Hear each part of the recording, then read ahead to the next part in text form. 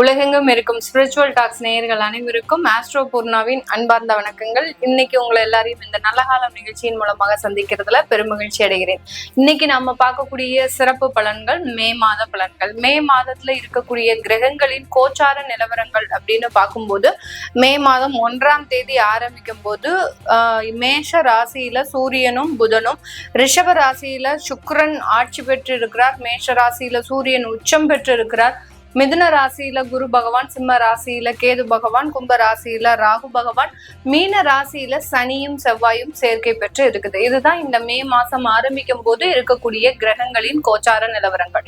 இந்த மாதத்துல இருக்கக்கூடிய கிரகங்களின் பெயர்ச்சிகள், மாத கிரகங்களான சூரியன் ஆகப்பட்டவர் 15ஆம் தேதி பெயர்ச்சி ஆகிறார். தன்னுடைய உச்ச வீட்டிலிருந்து 2ஆம் இடமான அந்த காலபுருஷனுக்கு 2ஆம் இடமான அந்த ரிஷப ராசிக்கு பெயர்ச்சி ஆகிறார்.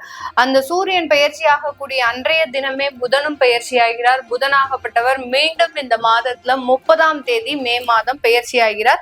தன்னுடைய ஆட்சி வீடான அந்த மிதுன ராசிக்கு பெயர்ச்சி ஆகிறார்.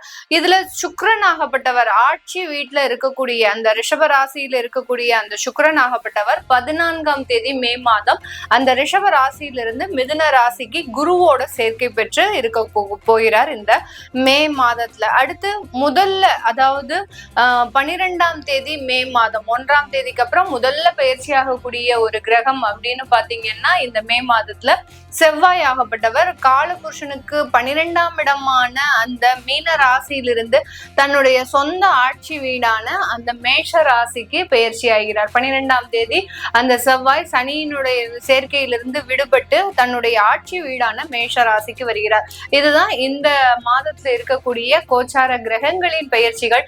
இந்த மாதத்துல ஒவ்வொரு ராசி அன்பர்களுக்கும் என்ன மாதிரியான ஒரு திருப்பங்கள் இருக்க போகுது, இந்த மாதத்துல உங்களுக்கு என்னென்ன இடத்துல வளர்ச்சிகள் இருக்கு அப்படின்றத இந்த பதிவுல நம்ம தெளிவா பார்க்கலாம்.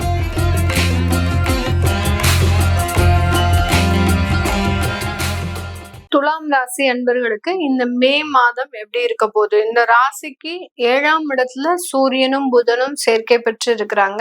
அடுத்து 8ஆம் இடத்திற்கு மாதத்தின் பிற்பகுதியில வர்றதுனால இந்த ராசி அன்பர்கள் இந்த காலகட்டம் உங்களுடைய உயர் பதவிகள்ல சில பிரச்சனைகள் வரக்கூடிய ஒரு நேரமாக இருக்கும். அந்த பதவி வகிக்கும் போது ஏதோ ஒரு உயர்ந்த இடத்துல இருக்கிறீங்க, இல்ல ஒரு மேனேஜ்மெண்ட் போஸ்ட்ல இருக்கிறீங்க அப்படின்ற பட்சத்துல அந்த இடத்துல ரொம்ப நீங்க கேர்ஃபுல்லா டிசிஷன் எடுக்கணும். உங்களுடைய பதவிகளுக்கு பங்கம் வரக்கூடிய சில சூழ்நிலைகளும் வரக்கூடிய ஒரு நேரமாக தான் இந்த துலாம் ராசி என்பவர்களுக்கு இந்த காலகட்டம் இருக்கும். ஏன்னா உங்களுடைய ராசி அதிபதியும் இது நாள் வரைக்கும் 8ஆம் இடத்துலதான் இருக்கிறாரு. அதனால அந்த 8ஆம் இடம் அப்படின்றது பாத்தீங்கன்னா அதிகப்படியாக ஒரு பிரச்சனைகளை கொடுக்கக்கூடிய ஒரு தருணமாக தான் இருக்கும். பிரச்சனைகள் அப்படின்னு பாத்தீங்கன்னா நீண்ட கால ஒரு தொந்தரவுகளை இந்த கோச்சார கிரகங்கள் ஒரு ஃபிராக்ஷன் ஆஃப் செகண்ட்ல கொடுத்துட்டு போறதுக்கு உண்டான ஒரு நேரமாக தான் இருக்கும். இந்த நீண்ட கால தொந்தரவுகள் அப்படின்னு பார்க்கும்போது ஏதாவது ஒரு அவமானங்கள், இல்ல கடன் தொந்தரவுகள், இல்ல நீண்ட நாள வியாதிகள் அப்படின்னு சொல்லக்கூடிய சில தொந்தரவுகளை கண்டிப்பாக கொடுக்கும். அதுலயும் பாத்தீங்கன்னா வழக்குகள் சம்பந்தப்பட்ட சில அவமானங்கள், கோர்ட்டு கேஸே பார்க்காதவங்க எல்லாம் இந்த துலாம் ராசி என்பவர்கள் இந்த 8ஆம் சுக்கிரன் சஞ்சாரம் செய்யும் போது இதை பார்க்கக்கூடிய ஒரு தருணமாகவும், சூரியனும் அடுத்த 8ஆம் இடத்துல வர்றதுனால இந்த வழக்குகள் மூலமாக ஒரு கௌரவ பிரச்சனை அப்படின்றது ஏற்படுறதுக்கு உண்டான ஒரு நேரமாக இருக்கும். ஏன்னா இந்த சூரியன் பாத்தீங்கன்னா உங்களுடைய லாபாதிபதி அப்படின்னு சொல்லக்கூடிய அந்த மகிழ்ச்சியை கொடுக்கக்கூடிய ஒரு கிரகம். இந்த மகிழ்ச்சியை கொடுக்கக்கூடிய ஒரு கிரகம் 8ஆம் இடத்துல சஞ்சாரம் செய்யும் போது இந்த ராசி என்பர்களுக்கு இந்த மாதிரியான சில பாதிப்புகள் வரக்கூடிய ஒரு நேரமாக இருக்கும். அதனால உங்களுடைய சில விஷயங்கள்ல ரொம்ப கேர்ஃபுல்லாகவும், ஏதாவது ஒரு மறைமுகமான ஒரு உறவுகள் இருக்கு அப்படின்னா அந்த மாதிரியான சில விஷயங்கள்லாம் வெளிச்சத்திற்கு வரக்கூடிய ஒரு நேரமாக தான் இருக்கும். பெண்கள்னால நிறைய பிரச்சனைகள் இந்த மாதத்துல பாத்தீங்கன்னா இந்த மே மாதம், அடுத்து பாத்தீங்கன்னா கடந்த மாதத்துலயும் இந்த துலாம் ராசி என்பவர்களுக்கு பெண்கள்னால பிரச்சனை, அடுத்து பாத்தீங்கன்னா பண வரவுகள்னால பிரச்சனை, வருமானம் வந்தாலும் அந்த வந்த வருமானத்தை ஏதோ ஒரு இடத்துல நீங்க செலவு செய்யக்கூடிய ஒரு நேரமாக தான் இந்த துலாம் ராசி அன்பர்களுக்கு இருந்துட்டு இருக்குது. இந்த மாதிரியான சில தொந்தரவுகள் இருந்து இந்த மாதத்தின் பிற்பகுதியில தான் இந்த துலாம் ராசி என்பர்கள் மீண்டு வரக்கூடிய ஒரு தருணமாக இருக்கும். இந்த காலகட்டம் இந்த துலாம் ராசி என்பர்களுக்கு வேலை வாய்ப்புகள் எல்லாமே வெளியூர் வெளிநாட்டுலதான் கிடைக்கிறதுக்கு உண்டான ஒரு நேரம். உள்ளூர்ல இருக்கிறவங்களுக்கு இங்க வேலை இழப்புகளும் ஏற்படக்கூடிய ஒரு தருணமாக இருக்கும். அந்த வேலை இழப்புகள்னால சிறிய அளவு பண பாதிப்புகள், அடுத்து பாத்தீங்கன்னா தேவையான அளவுக்கு கமிட்மெண்ட்டை நீங்க சீர் செய்ய முடியாத ஒரு சூழ்நிலை. யார்கிட்டயாவது நீங்க வாக்குறுதி கொடுத்துருக்கிறீங்க அப்படின்னா அந்த வாக்குறுதியை நிறைவேற்ற முடியாத ஒரு கால சூழ்நிலைகள் இதெல்லாமே ஏற்படக்கூடிய ஒரு தருணமாக தான் இருக்கும். ஏன்னா இந்த துலாம் ராசி என்பர்களினுடைய ஆறாம் இடத்துல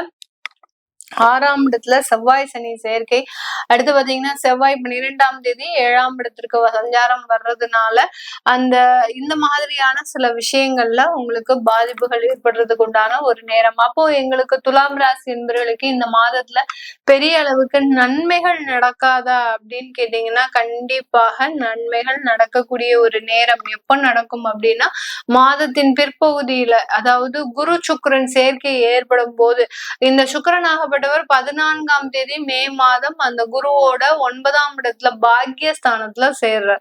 அந்த பாக்கியஸ்தானத்துல சேரக்கூடிய அன்றைய தினத்திலிருந்தே உங்களுக்கு சில மாற்றங்கள் கண்டிப்பாக வரும்.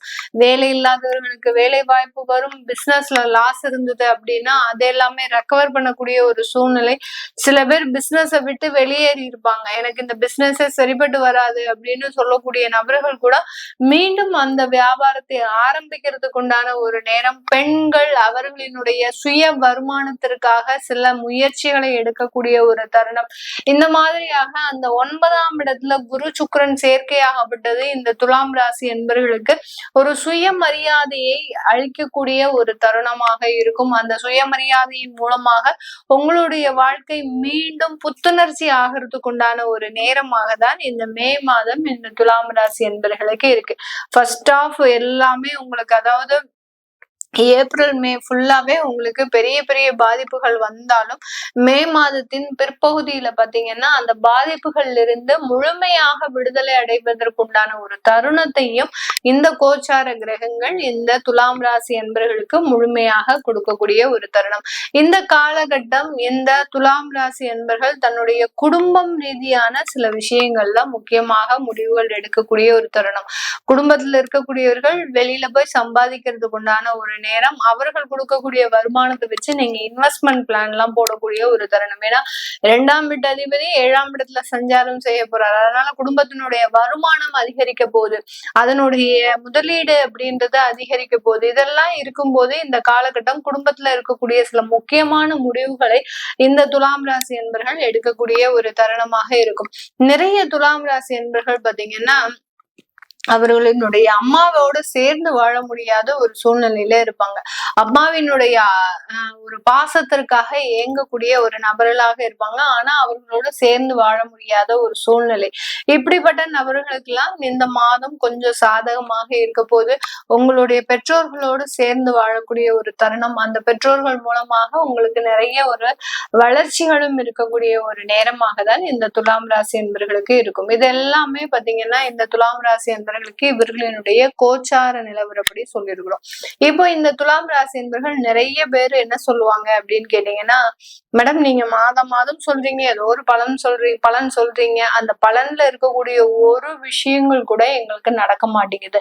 நான் நிறைய எங்களுடைய சொந்த வாழ்க்கையில, அதாவது திருமணம் சம்பந்தப்பட்ட வாழ்க்கையில என்னுடைய கணவர் என்னை ஏமாற்றிட்டார், என்னுடைய மனைவி என் கூட சேர்ந்து வாழ்றது இல்ல, எங்களுடைய குழந்தைகள் இல்ல, இப்படி குடும்பம் ரீதியாக நிறைய பிரச்சனைகளை அனுபவிச்சுட்டு வந்துட்டு இருக்கிறோம்.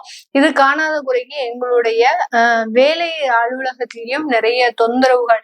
இந்த மாதம் வேலை போயிருமோன்னு எனக்கு பயமா இருக்கு. இந்த மாதம் வேலை போயிடுச்சு அப்படின்னா நாங்க அடுத்து எங்களுடைய வருமானத்திற்கு என்ன செய்வோம், எனக்குன்னு சேமிப்பு இல்லை, நான் என்னுடைய குடும்பத்திற்காக நிறைய செலவு பண்ணி இப்போ எனக்குன்னு ஒரு சேவிங்ஸ் இல்லை. இப்படி ஒவ்வொரு சூழ்நிலைக்கு ஏற்ற மாதிரி இந்த துலாம் ராசி என்பவர்கள் தன்னுடைய வாழ்க்கையில அந்த கஷ்டத்தை அனுபவிச்சுக்கிட்டே இருக்கிறீங்க, அதுக்குண்டான நிவர்த்தி எங்களுக்கு இந்த கோச்சார நிலவரப்படி ஏன் கிடைக்கல அப்படின்னு கேட்கக்கூடிய நபர்கள் உங்களுடைய பிறந்த கால ஜாதகம், அதாவது சுய ஜாதகம்னு சொல்லக்கூடிய உங்களுடைய பிறந்த நேரம், பிறந்த இடம், பிறந்த வருடம் இதை வச்சு ஒரு ஜாதகம் கணிச்சிருப்பாங்க. அந்த ஜாதகத்துல தசாபுத்தி அமைப்புகள் படி உங்க பலன்கள் நடந்துட்டு இருக்கும். அப்படி அந்த கெடுதலான பலன்கள் நடக்குது அப்படின்ற பட்சத்துல நீங்க உங்களுடைய சுய ஜாதகத்தை பார்த்துட்டு இதற்குண்டான நிவர்த்திகள் அப்படின்றது கண்டிப்பாக இருக்கும். ஜோதிட ரீதியாக எந்த பிரச்சனைக்குமே தீர்வு இல்லாம கிடையவே கிடையாது. எல்லா பிரச்சனைக்கும் தீர்வு இருக்கு. உங்களுடைய மருத்துவ வியாதிகள் இருக்கா, அதுக்கு தீர்வு இருக்கு. கடன் இருக்கா, கடனுக்கு தீர்வு இருக்கு. அடுத்து பாத்தீங்கன்னா குடும்பத்துல பிரச்சனைகள் இருக்கா, அதுக்கும் தீர்வு இருக்கு. இந்த மாதிரியாக ஜோதிடம்ன்றது ஒரு அறிவியல் சார்ந்த ஒரு விஞ்ஞானம் தான். இதற்கு தீர்வுகள் நம்மளுடைய வாழ்க்கையில நடக்கக்கூடிய பிரச்சனைகளுக்கு இதன் மூலமாக தீர்வு அப்படின்றது கட்டாயம் இருக்கு. அதனால அந்த சுய ஜாதகத்தை நீங்க பார்க்கும்போது அதற்குண்டான ஒரு தீர்வுகளும் உங்களுக்கு கிடைக்கும். அதை பார்க்கணும் விருப்பப்படுறவங்க கீழே இருக்கிற நம்பருக்கு வாட்ஸ்அப்ல அப்பாயின்மெண்ட் வாங்கிக்கிட்டு நீங்க கன்சல்ட் பண்ணிக்கலாம். உங்களுடைய குழந்தைகளுக்கு ஜாதகம் எழுதணும், நியூமராலஜி படி பெயர் வைக்கணும்னு நினைக்கிறவங்களும் கீழே இருக்கிற நம்பருக்கு வாட்ஸ்அப்ல மெசேஜ் அனுப்புங்க. அதற்குண்டான விவரங்கள் தெரிய வரும்.